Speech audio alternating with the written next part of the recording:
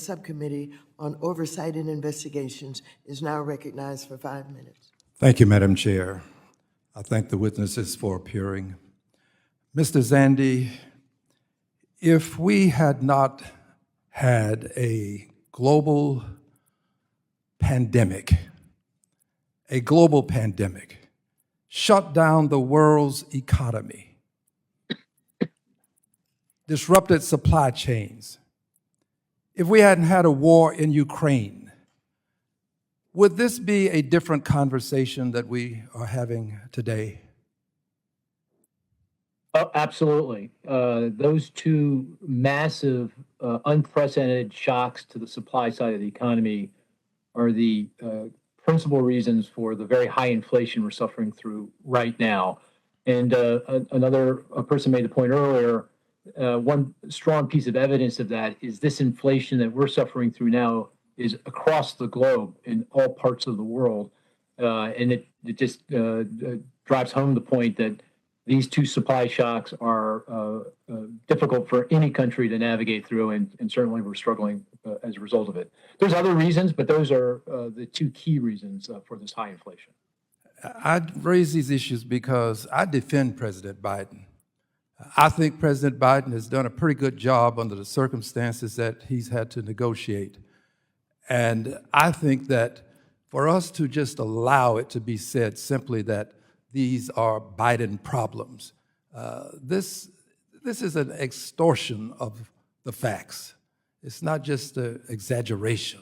It's unbelievable that we would try to pin all of this on a president who has been able to manage our situation such that we're better off than most of the economies in the world. Is this a true statement, Mr. Zandi? Are we better off than most of the economies in the world? Yeah, our economy is performing exceptionally well compared to the rest of the world. You can see that in the strong value of the US dollar against all currencies. It is very, very high by historical standards, and that's because the US economy is performing much, much better than other places in the world. So yeah, I think that is very, very much the case. Let me add this as well. There's talk about not having hearings on inflation. Well, Democrats have acted. We've not just had hearings, we've acted on this inflation. We've reduced the cost of pharmaceuticals for seniors. Inflation is all about paying for things at a high price. We've brought those prices down. We've reduced the cost of health care for seniors. I happen to care about seniors. Some people seem to think that if you only help seniors, you're not helping the economy. Seniors are a large part of the economy, and they need help too. We've also engaged in the passage of legislation to boost the manufacturing of semiconductors.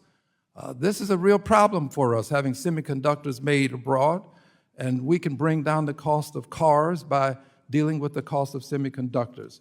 So we've done our share, and it's time for my colleagues across the aisle to come up with the solutions and present them so that they too can have the opportunity to be perused closely and scrutinized even closer for what they're doing. Let's talk about people who live in the streets of life. It's my opinion that the greatness of a nation will not be measured by how we treat people who live in the suites of life, but rather how do we treat people who live in the streets of life, people who've had to sleep in their cars. Asking us to imagine what it's like to sleep in a car? I appreciate the question, but I think that it's more like water on a duck. It just rolls off.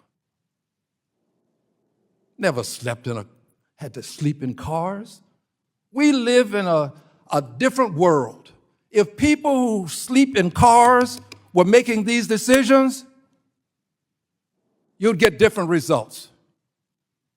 We live in a different world. We don't have to worry about health care. We get sick, we just walk across over to the Capitol building. There's a doctor waiting on us right now. We live in a different world. We make hundreds of thousands a year. Our salaries are different. And I just resent and regret that you have to come begging and appealing to us tears in your eyes, asking us to help. I stand with you, and I stand with poor people regardless of their hues. White people need help too. I stand with you, and I yield back the balance of my time. Thank you very much, Mr. Green. The gentleman from Michigan, Mr. Heisinger, is